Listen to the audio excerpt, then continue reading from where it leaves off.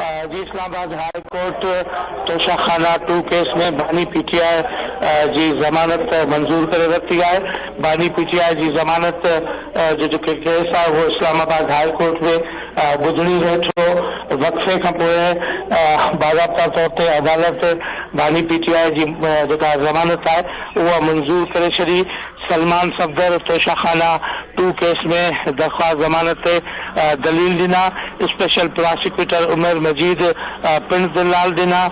साॻे वक़्तु सलमान सफदर जो मौक़ुफ़ हो त बानी पीटीआई बुशरा बीबी जी जेका मुलाक़ात आहे उनमें उहा नथी कराई वञे। इनामुल्ला जेके FIA गवाह तौर पेश कयो आहे उन बाबति सईद अब्बासी चई चुको आहे त उनजी मुलाक़ात थी आहे। कस्टम जा 3 ऑफिसर पंहिंजे बयान में चई चुका आहिनि त असां ते प्रेशर हो, जेकॾहिं प्रेशर न हो त पोइ सही क़ीमत छो न ॿुधाई वई।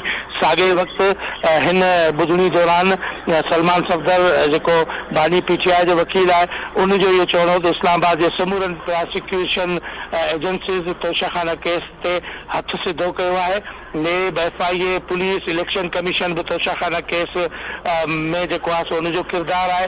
पुलिस बि तोशाखाना जाली रसीद जो केस ठाहियो।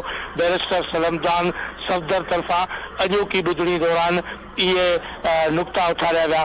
साॻे वक़्तु इस्लामाबाद हाई कोर्ट में जस्टिस मियां गुल हसन औरंगज़ेब जंहिं वक़्तु समाअत शुरू कई त FIA prosecutor Zulfiqar Abbas Naqvi Islamabad high court ॾाढो पंहिंजा तहफ़ुज़ात जो इज़हार कयो ऐं चयो त अदालत जो बि फ़ैसिलो करे असांखे क़बूल आहे। पर मीडिया में कल्ह खां वठी इहा ख़बरूं रिपोर्ट थियनि पियूं त बानी पीटीआई जी ज़मानत मंज़ूर थी वेंदी, जंहिं ते जस्टिस मियां गुल हसन औरंगज़ेब जा रिमार्क्स हुआ त मीडिया खे छॾियो, मीडिया खे मुस्तस्ना करियो, असां पाण जेको आहे उहो फ़ैसिलो कंदासीं।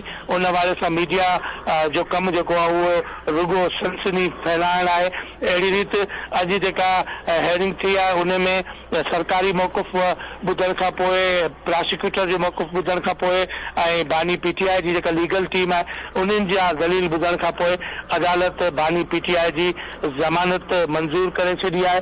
तोशाखाना 2 केस में बानी पीटीआई खे अदालत ज़मानत ते आज़ाद करण जो हुकुम ॾिनो आहे। जी अच्छा, गुलाम रसूल, ज़मानत मंज़ूर थियण खां पोइ बानी पीटीआई खे आज़ाद कयो वेंदो या इन ख़िलाफ़ को ॿियो केस हलंदड़ आहे? जी बज़ाहिर त बानी पीटीआई ख़िलाफ़ ॿियो केस न आहे। 9 मई जे केसिस समेत लाहौर जा कुझु केसिस आहिनि जिन में बानी पीटीआई जी गिरफ़्तारी जे हवाले सां या उनखे वधीक जेल में रखण जे हवाले सां इम्कान मौजूदु आहे।